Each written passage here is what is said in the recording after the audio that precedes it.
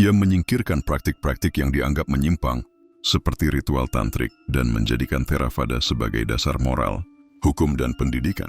Hingga hari ini, mayoritas rakyat Myanmar memeluk Theravada itu adalah jejak langsung dari pilihannya.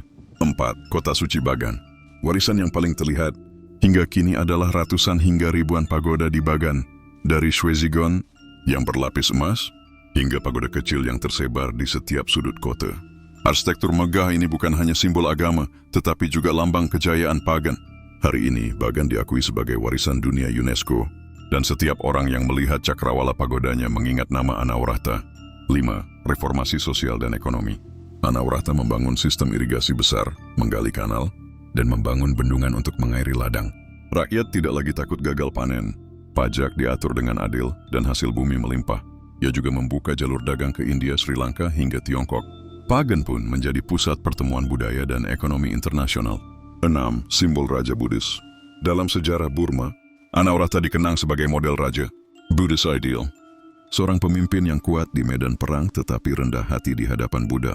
Ia digambarkan bukan hanya sebagai raja, tetapi sebagai pelindung dharma, penegak keadilan dan ayah bagi rakyatnya. 7. Inspirasi generasi selanjutnya. Penerusnya, terutama Raja Kyansita, melanjutkan cita-citanya.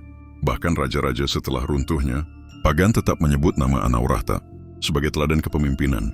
Bagi bangsa Burma, Anaurata adalah titik awal sejarah nasional mereka.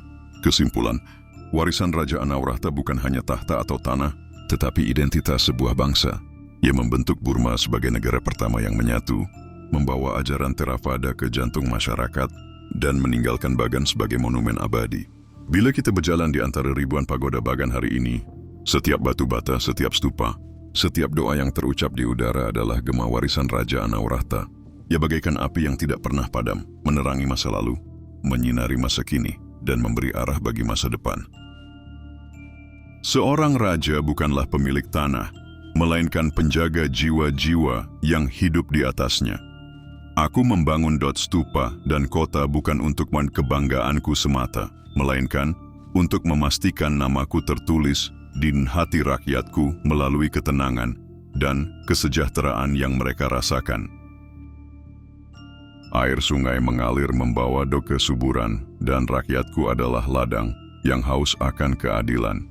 Maka aku jadikan saluran irigasi bukan sekadar pekerjaan, melainkan doa panjangku, agar setiap tetes keringat mereka kembali sebagai kehidupan, bukan penderitaan. Pedang menaklukkan negeri, dharma menaklukkan hati.